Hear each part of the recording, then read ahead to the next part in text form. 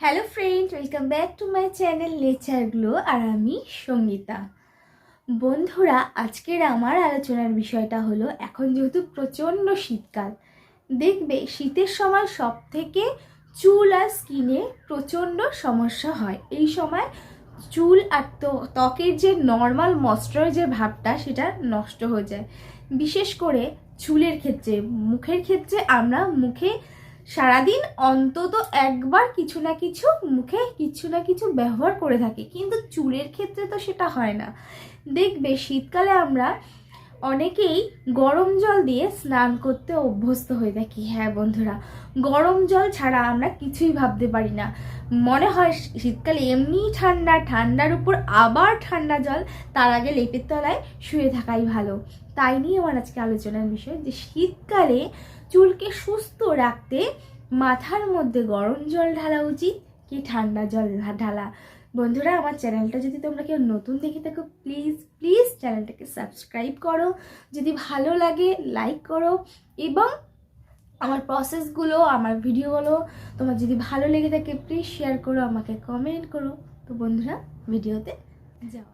বন্ধুরা, যে আমি বললাম শীতকাল মানেই গরম জল। হ্যাঁ বন্ধুরা, আমরা স্নানের কথা বলো, যখনই আমরা স্নানের কথা ভাবি মনের মধ্যে, তখনই একটা গরম জল ফিল হয়।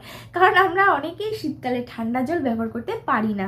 যাদের দেখবে খুব ঠান্ডার সমস্যা আছে, তারা যদি শীতকালে ঠান্ডা জলে স্নান করো, তাদের তো ঠান্ডা লেগে যাবেই। তাই আমরা প্রায় ছোট বলো বড় বলো, প্রায় কিন্তু মাথায় ত্বকে গরম জল ঢালি। আজকের আমার প্রশ্নটা হচ্ছে, মাথায় কি গরম জল ঢালা উচিত কি না, সেটা নিয়ে আলোচনা। বন্ধুরা, মাথায় কখনো গরম জল ঢালবেন না, একদমই না।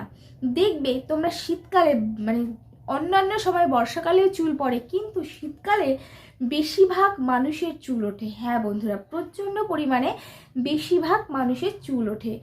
কারণ আমরা অনেকেই জানি না শীতকালে আমরা শ্যাম্পুটা যে করি সেটা কোন জলে করা উচিত, ঠান্ডা জলে কি গরম জলে। দেখবে আমরা অনেকেই বলি মাথায় উষ্ণ গরম জল বা গরম জল দিয়ে শ্যাম্পু করে ফেলি, তাতে আমরা ভাবি যে চুলের যে নোংরাটা বা ময়লাটা আছে সেটা পরিষ্কার হয়ে যাবে, কিন্তু সেটা সঠিক পদ্ধতি নয়।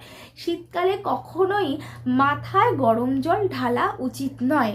কারণ হচ্ছে, গরম জল আমাদের ত্বকের হাইড্রোজেন বন্ডকে কেড়ে নেয়। হ্যাঁ বন্ধুরা, আমাদের মাথার যে স্ক্যাল্পটা, আমাদের মাথার স্কিনের যেমন স্কিন হয়, তেমন মাথার যে স্ক্যাল্পে যে হাইড্রোজেন বন্ডটা থাকে সেটাকে দূর করে দেয় গরম জল, সেটাকে নষ্ট করে দেয়। ফলে মাথার যে ত্বকটা ওটা ভীষণ পরিমাণে রুক্ষ হয়ে যায়।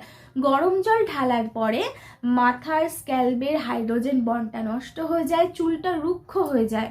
ফলে চুলটা দেখবে তোমরা এমনি নর্মাল ঠান্ডা জল দিয়ে শ্যাম্পু করবে, যেইভাবে চুলটা বাউন্সি হয়ে ফুলে যাবে, তোমরা গরম জল দিয়ে মাথায় শ্যাম্পু করে দেখবে চুলটা অনেকটা ফুলে উঠেছে, 18% মতো তোমাদের চুল ফুলে যাবে। এটা আমরা অনেকেই পছন্দ করি, কিন্তু এটা শীতকালে চুল ওঠার 100% কারণ। তোমরা ভুলেও শীতকালে কখনো মাথায় গরম জল দেবে না, চুলটাকে ফুলিয়ে দেয়, এবং যেহেতু হাইড্রোজেন বন্ড নষ্ট হয়ে যায় সেই কারণে মাথার মধ্যে খুশকি দেখা দেয়। হ্যাঁ বন্ধুরা, দেখবে আমরা অনেকেই বলি মাথায় এই গরম জলে স্নান করলে স্কিনে মাথার যে স্ক্যাল্পটা সেটা শুষ্ক হয়ে যায়, প্লাস খুশকি যে পরিমাণটা আরও বেড়ে যায়, চুলে যে স্বাভাবিক তৈলাক্তটা সেটা নষ্ট হয়ে গিয়ে চুল হয়ে যায় রুক্ষ, এতে চুল পড়ার সম্ভাবনা বেড়ে যায়। তাই জন্য শীতকালে কখনোই তোমরা মাথায় গরম জল ঢালবে না। কি করা উচিত, শীতকালে সপ্তাহে অন্তত 2 থেকে 3 বার যদি শ্যাম্পু করতে পারো খুব ভালো। তাতে আমাদের মাথার স্ক্যাল্পে যে হাইড্রোজেনটা বজায় থাকে। আর ঠান্ডা জল ঢাললে ঠান্ডা জলের মধ্যে যে ফিল্টার ওয়াটার বলো বা নর্মাল যে ঠান্ডা জলটা যেটা কল থেকেই পড়ছে, সেই ঠান্ডা জল যদি তোমরা মাথায় ঢালো, তাহলে আমাদের এই ঠান্ডা জলের মধ্যে তৈলাক্ত উপাদানটা আমাদের স্ক্যাল্পে থাকে, ফলে চুল ওঠাটা রোধ করে দেয়। শীতকালে কখনোই তোমরা গরম জল ঢালবে না। বন্ধুরা, আমার ভিডিওটা যদি ভালো লেগে থাকে প্লিজ প্লিজ ভিডিওটাকে শেয়ার করো। আবার ভালো লাগলে আমাকে কমেন্ট করে জানিও তোমরা আরও কেমন ভিডিও দেখতে চাও, প্লিজ আমাকে জানিও। আমার চ্যানেলটাকে সাবস্ক্রাইব করো। Thank you.